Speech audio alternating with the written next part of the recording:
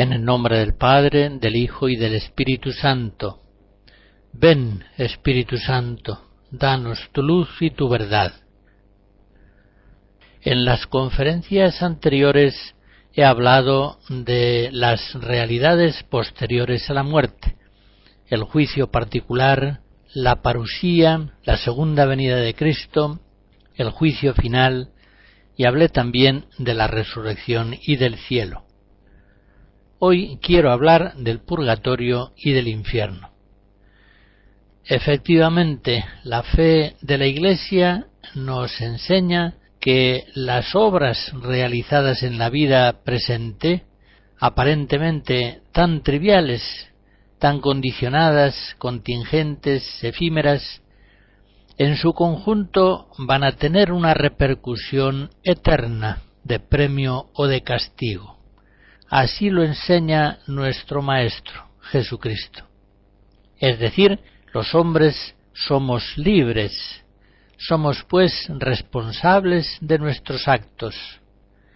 Nuestra libertad no es una falsa ilusión, y tampoco es ilusoria nuestra responsabilidad.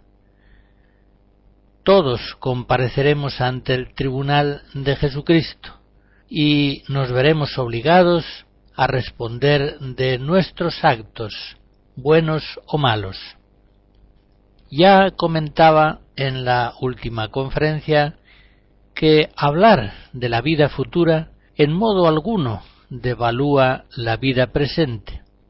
Todo lo contrario, la grandeza de la vida temporal se hace precisamente patente cuando se conoce que tiene, según cómo se viva, una trascendencia eterna. La vida temporal, sin esta relación decisiva a la eternidad, se hace trivial, vacía, pura contingencia. Da lo mismo vivirla de un modo o de otro. No da lo mismo.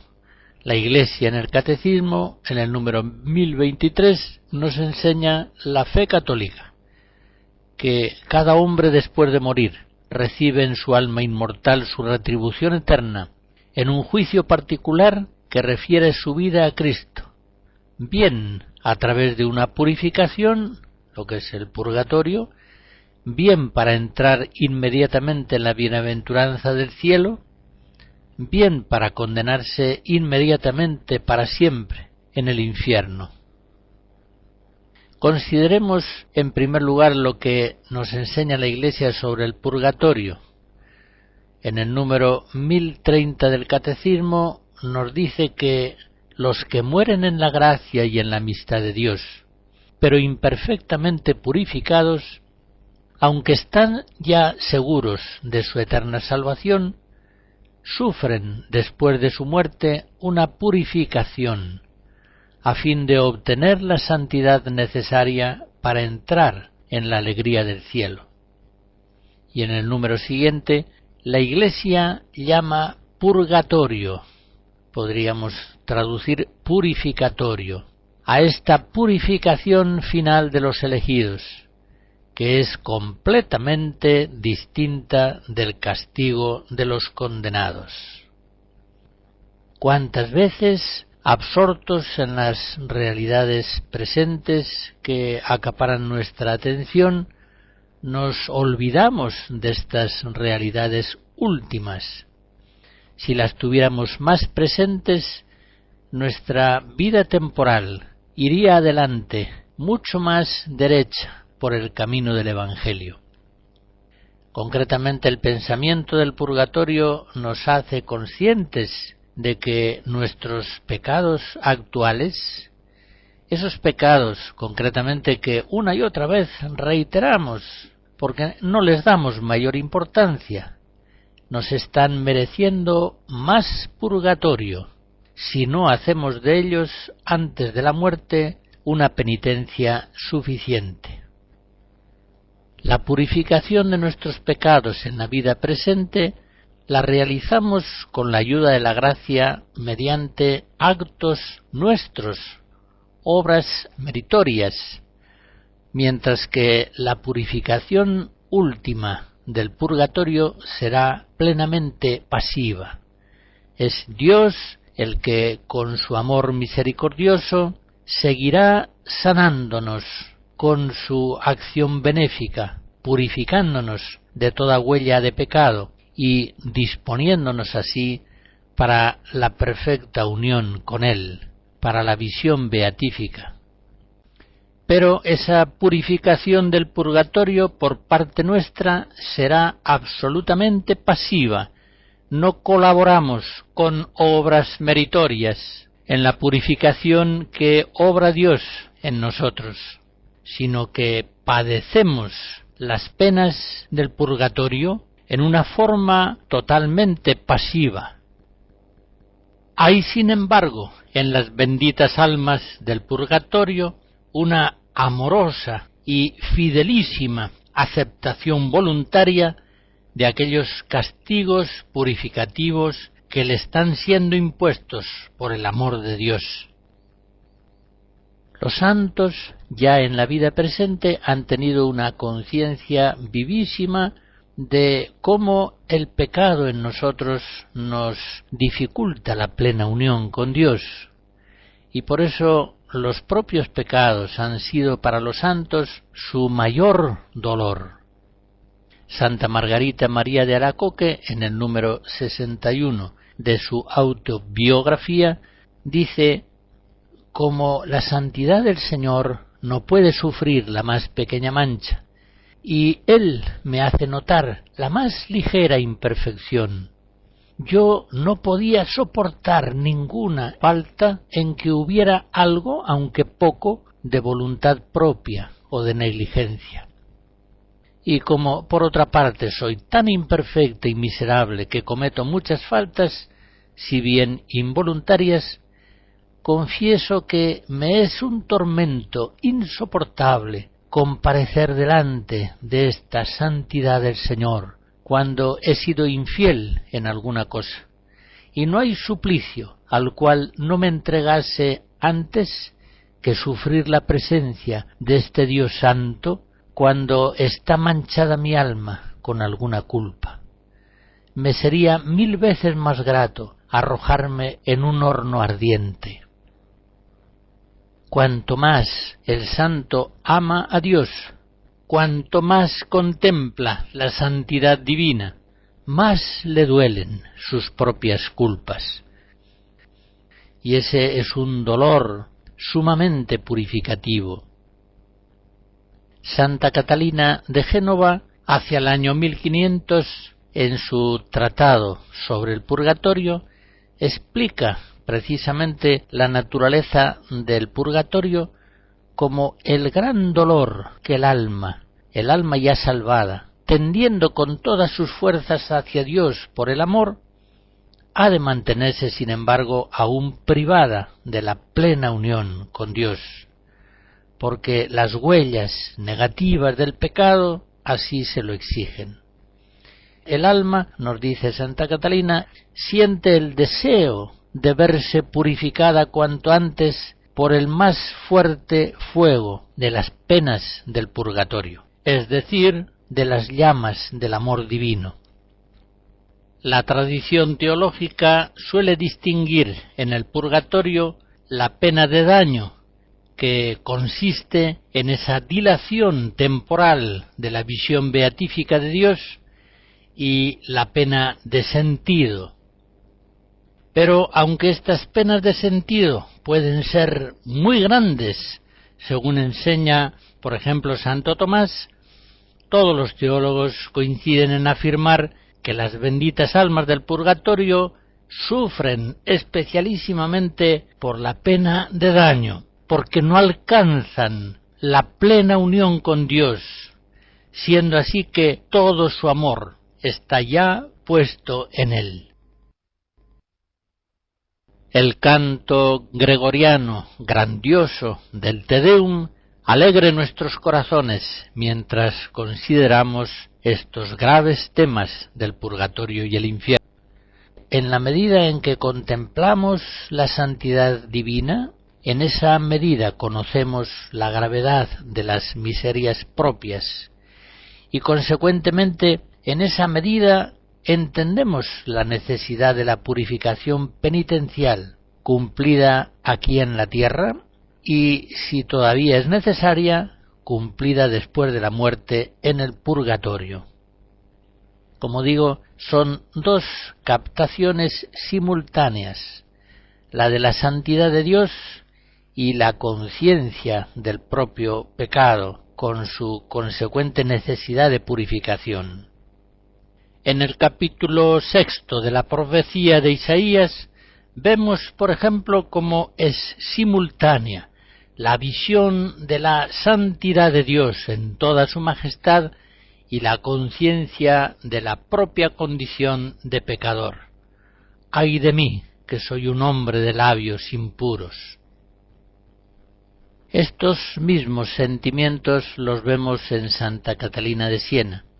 El beato Raimundo de Capua, dominico, su director espiritual, en la biografía que escribe sobre ella, la Leyenda Mayor, nos transmite fielmente el pensamiento de su dirigida Catalina. Ella decía así: un alma unida a Dios en matrimonio, cuanto más amor tiene para con Dios, tanto más santo odio tiene por sus propias miserias. Puesto que es difícil que no quede alguna raíz de culpa, por pequeña que sea, según aquellas palabras de San Juan, si dijéramos que no tenemos culpa, nos engañaríamos a nosotros mismos, y no habría verdad en nosotros. 1 Juan 1.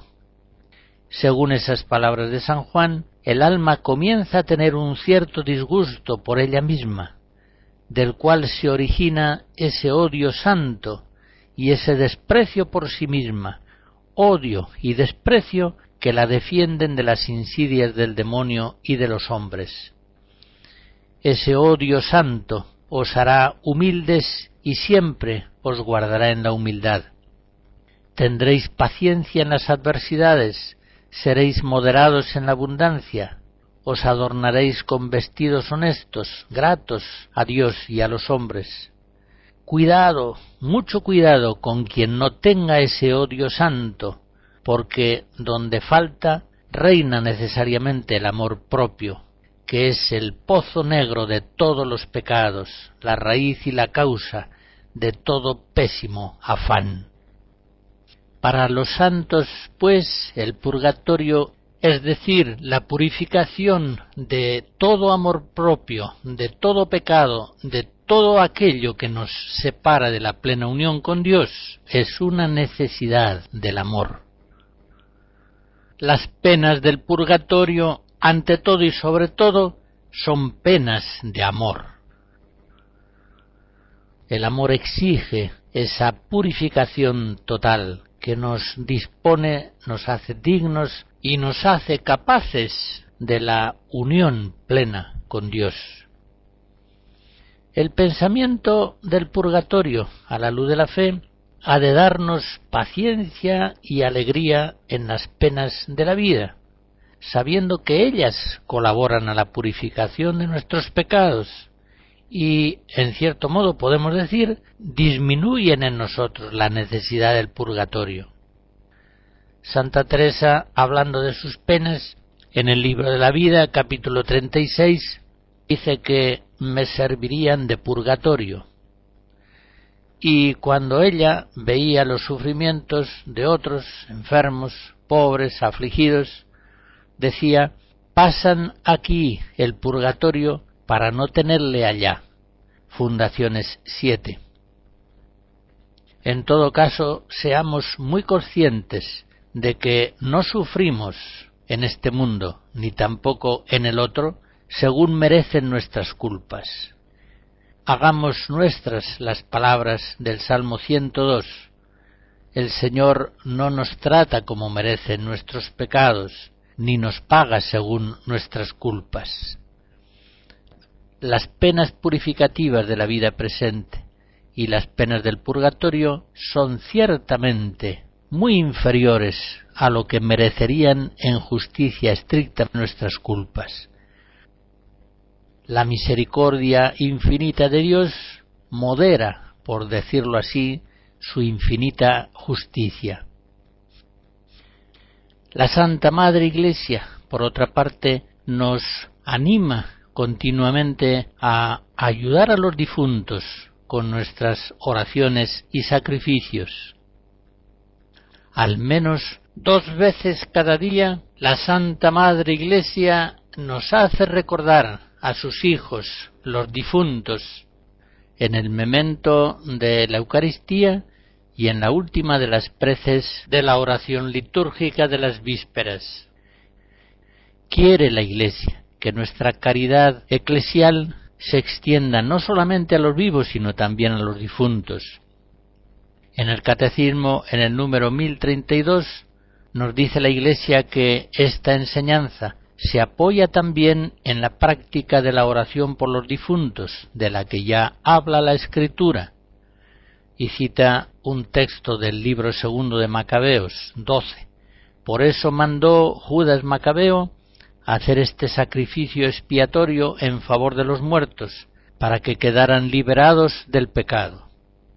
Y sigue diciendo el Catecismo: desde los primeros tiempos la Iglesia ha honrado la memoria de los difuntos y ha ofrecido sufragios en su favor, en particular el sacrificio eucarístico, para que, una vez purificados, puedan llegar a la visión beatífica de Dios.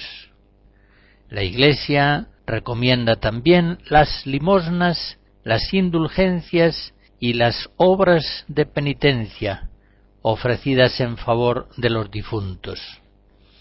Y cita el Catecismo una enseñanza de San Juan Crisóstomo, que dice así: llevémosles socorros y hagamos su conmemoración. Si los hijos de Job fueron purificados por el sacrificio de su padre, ¿por qué habríamos de dudar de que nuestras ofrendas por los muertos les lleven un cierto consuelo? No dudemos, pues, en socorrer a los que han partido y en ofrecer nuestras plegarias por ellos. Aquí sería cosa de recordar la enseñanza de Jesús en el Evangelio de San Lucas, capítulo 6. Tratad a los hombres de la manera en que vosotros queréis ser de ellos tratados. También un día nosotros necesitaremos la oración de nuestros hermanos para que obtengan de la misericordia divina el alivio y la abreviación de nuestras penas del purgatorio. Ayudar a los difuntos es una obra de caridad muy grata a Dios. Todos los santos han ayudado a las benditas almas del purgatorio. Santa Teresa de Jesús nos dice en el prólogo de las fundaciones que de sacar almas del purgatorio son tantas las gracias que en esto el Señor me ha hecho, que sería cansarme y cansar a quien lo leyese si las hubiera de decir. Santa Margarita María de Alacoque cuenta un caso impresionante en su autobiografía.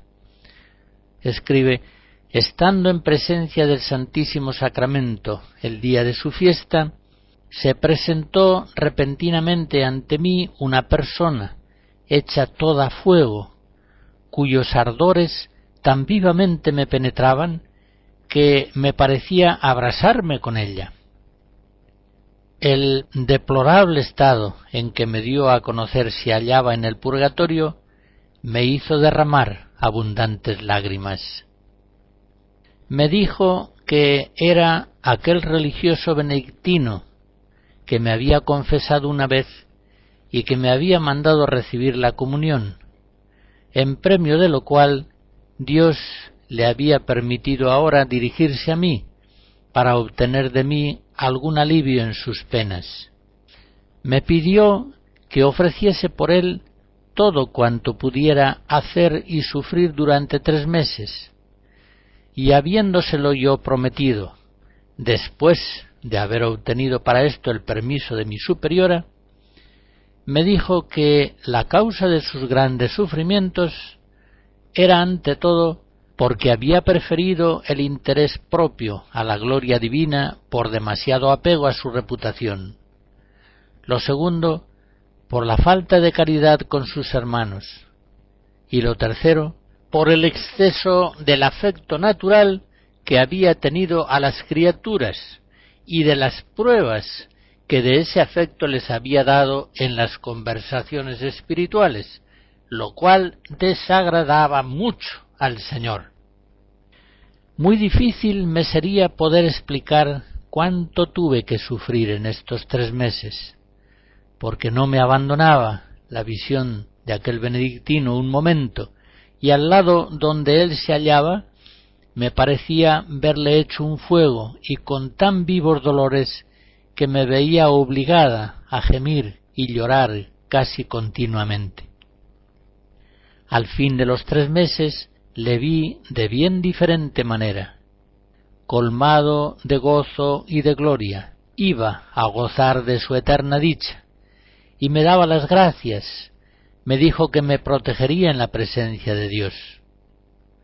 Yo, que había caído enferma, cesando con el suyo mi sufrimiento, recuperé al punto la salud. Hasta aquí Santa Margarita María en el número 98 de su autobiografía. A veces ayudamos a nuestros familiares que están agonizantes y la caridad de los familiares, de los amigos, se hace extrema y abnegada en esos cuidados, pero una vez que ya el agonizante fallece, parece como que se relaja la caridad de sus familiares y amigos, como si dijera ya no podemos hacer más por él. Sí que podemos hacer más por él y debemos hacer más por él. Nuestra caridad hacia los difuntos debe seguir ayudándoles cuando están en el purgatorio. A la luz de la fe de la Iglesia, hemos de tener una fe viva, firme, profunda en la eficacia de nuestras oraciones, de nuestras limosnas, penitencias, de nuestras misas ofrecidas en favor de las benditas almas del purgatorio. Son benditas porque ya están definitivamente salvadas, pero están en el purgatorio porque todavía necesitan esa purificación última que las haga idóneas para la perfecta unión con Dios en la visión beatífica. Siguiendo de cerca el Catecismo de la Iglesia, hablaré ahora del infierno. En el número 1034 dice: Jesús habla con frecuencia de la gehenna y del fuego que nunca se apaga, reservado a los que hasta el fin de su vida rehúsan creer y convertirse, y donde se puede perder a la vez el alma y el cuerpo.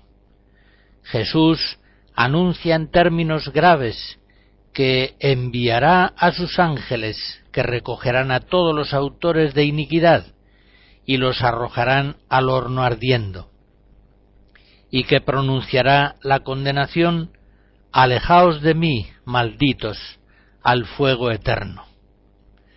Y en el número siguiente, 1033, morir en pecado mortal sin estar arrepentido ni acoger el amor misericordioso de Dios significa permanecer separados de Él para siempre, por nuestra propia y libre elección. Este estado de autoexclusión definitiva de la comunión con Dios y con los bienaventurados es lo que se designa con la palabra infierno. Y en el número siguiente, 1035. La enseñanza de la Iglesia afirma la existencia del infierno y su eternidad. Las almas de los que mueren en estado de pecado mortal descienden a los infiernos inmediatamente después de la muerte, y allí sufren las penas del infierno, el fuego eterno.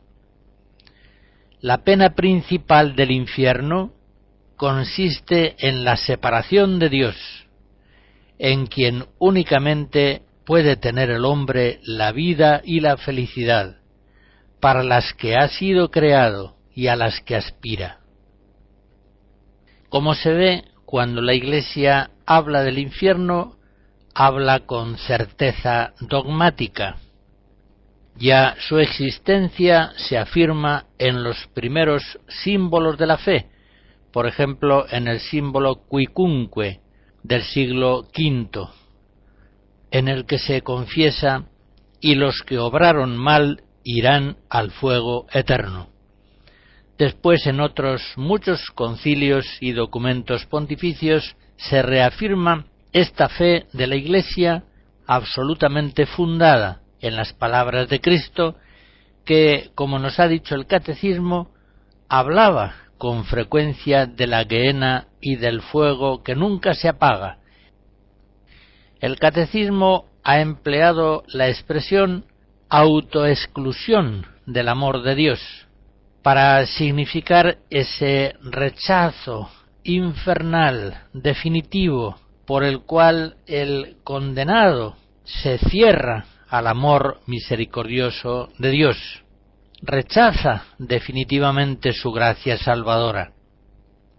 El cielo es el destino final de los justos que han muerto en la gracia de Dios, y el infierno el destino final de los pecadores que han muerto enemistados con Dios. El infierno es, pues, ese abismo tremendo en el que por toda la eternidad se ven aquellos que han rechazado definitivamente el amor de Dios. Nos ha dicho el Catecismo que Jesús en su predicación hablaba con frecuencia de la posibilidad del infierno. Planteaba siempre su mensaje, su buena noticia, con un trasfondo de salvación o de condenación. Puede decirse que esta dimensión soteriológica formaba parte integrante de la predicación de Jesús. Más aún, puede decirse que siempre que Jesús predicaba, lo hacía con ese trasfondo de salvación o condenación. Recorriendo los Evangelios encontramos más de 50 textos explícitos, diversos, en los que Cristo anuncia la posibilidad real de salvación o de condenación. Recuerdo algunos: todo árbol que no produzca buen fruto será cortado y arrojado al fuego, Mateo 3. El que no cree al Hijo no verá la vida, sino que la ira de Dios permanecerá sobre él, Juan 3. Cuantos hicieron el bien saldrán para la resurrección de la vida, los que hicieron el mal para la resurrección de condenación, Juan 5. Si la sal pierde su eficacia, no vale ya para nada, se tira fuera. Quien tenga oídos para oír, que oiga, Lucas 14. Si vuestra justicia no es mayor que la de escribas y fariseos, no entraréis en el reino de los cielos, Mateo 5. Más te vale perder uno de tus miembros antes que tu cuerpo entero sea arrojado al infierno, Mateo 5. ¿Qué provecho saca uno con ganar el mundo entero si pierde su vida? Marcos 8. Entrad por la puerta estrecha, porque la puerta que conduce a la perdición es ancha, y el camino espacioso, y son muchos los que entran por ella. Mateo 7.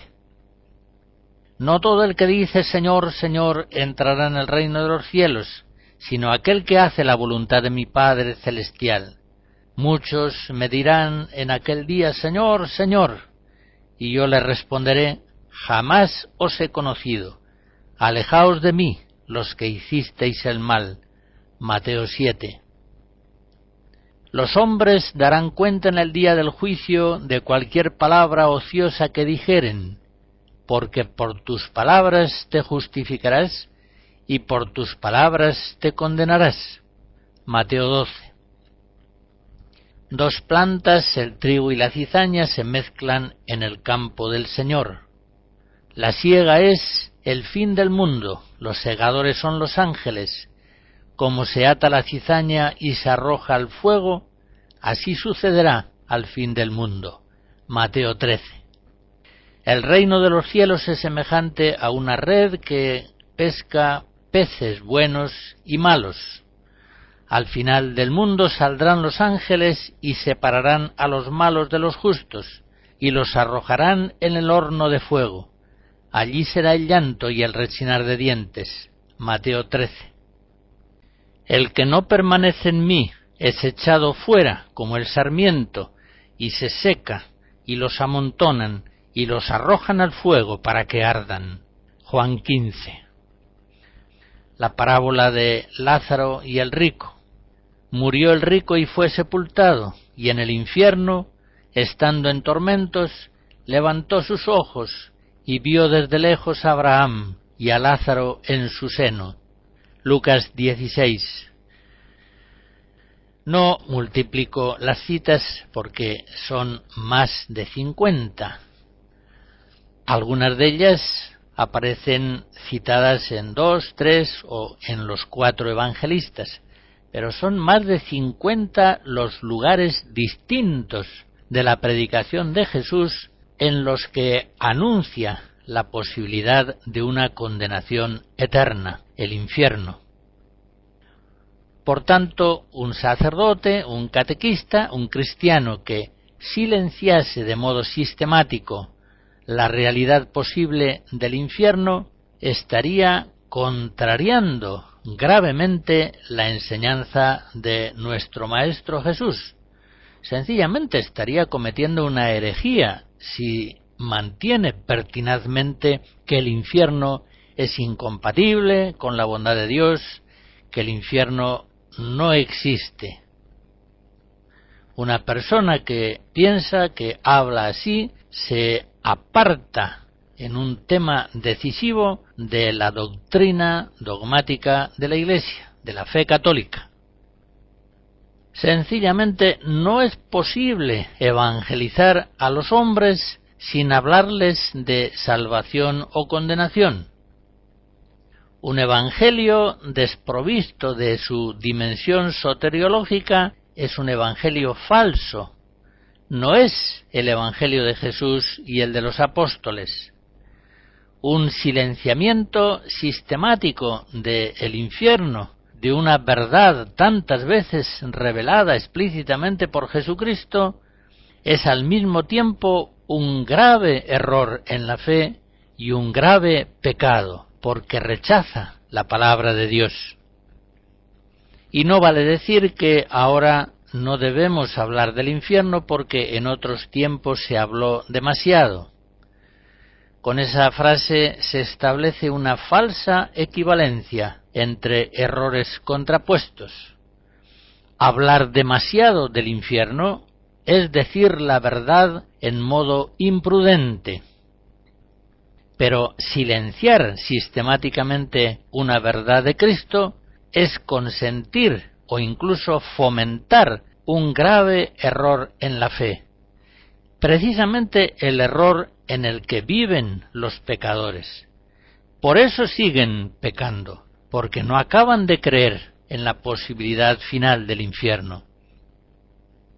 Hoy debemos evangelizar transmitiendo las mismas verdades que nos enseñó Jesucristo, sin avergonzarnos nunca de ellas, y que siempre fueron enseñadas en la actividad misionera y evangelizadora de la Iglesia.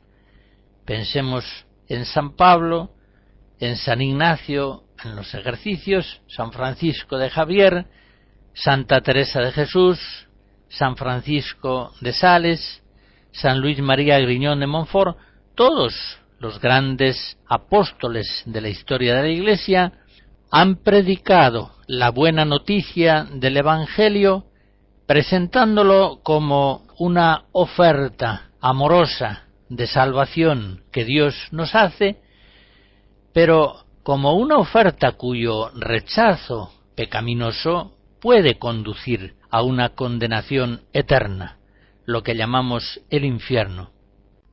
De la mentira, el diablo se preocupa bien de mantenerles en ese error, porque es el camino ancho que les lleva al pecado. Empleemos la expresión, le van a llevar a la cruz. Quiero decir con esto que si Cristo hubiera ofrecido el Evangelio como una solución más del pecado en el mundo, para la ausencia de las vocaciones, para explicar que tantos matrimonios por una anticoncepción dijeron a Jesús: Señor, ¿son pocos los que se salvan? El Maestro no quiso dar una respuesta clara a esa pregunta, pero responde en Lucas 13 diciendo: Esforzaos a entrar por la puerta estrecha, porque os digo que muchos serán los que busquen entrar y no podrán. No podemos, pues, nosotros dar una respuesta clara a esa pregunta, porque a la Iglesia no le ha sido claramente revelado el número mayor o menor de los condenados. Muchas razones hacen pensar que sean pocos los que se pierdan eternamente. Pensamos en la misericordia infinita de Dios, pensamos en la voluntad salvífica universal de Dios, tantas veces revelada en la Escritura. Pensamos en la sobreabundante redención de Cristo en la cruz. Pensamos en la intercesión de María, abogada y refugio de los pecadores. Pensamos en la posibilidad de que Dios misericordioso, en la última hora de la vida humana, conceda a la persona gracias decisivas de salvación. Pensamos en la eficacia purificativa de las penas del purgatorio. Pensamos en la infalible eficacia de la oración de petición, siendo así que continuamente la Iglesia está pidiendo por la salvación de los pecadores. Todo esto nos hace esperar. Los niños de Fátima tuvieron el 13 de julio de 1917. Un mes más tarde, la Virgen dice a estos niños: lleva a todas las almas al cielo, principalmente las más necesitadas. En fin, sean pocos, sean muchos los hombres, hermanos nuestros, que vayan al infierno, la fe en esta posibilidad ha de mover la caridad a la acción apostólica, a la oración incesante por la conversión de los pecadores, a ofrecer sacrificios por ellos. Por nuestra parte, no olvidemos nunca que la gracia de Cristo, al precio de su sangre, nos ha salvado de una perdición eterna. Vivamos dando gracias siempre y en todo lugar al amor de Dios misericordioso, que nos ha salvado de las penas del infierno, sobradamente merecidas por nuestros pecados. Vivamos, pues, en una gratitud permanente hacia el Señor, vivamos en humildad, con austeridad, sin ningún orgullo ni vanidad, sabiendo que somos indultados de una pena de condenación eterna que habíamos merecido. Abracemos una y otra vez a Cristo en la cruz y digámosle, como San Francisco de Asís: Altísimo Señor nuestro Jesucristo, te adoramos aquí y en todas las iglesias del mundo, y te bendecimos, pues por tu santa cruz redimiste al mundo. La bendición de Dios Todopoderoso, Padre, Hijo y Espíritu Santo, descienda sobre ustedes y les guarde siempre. Amén.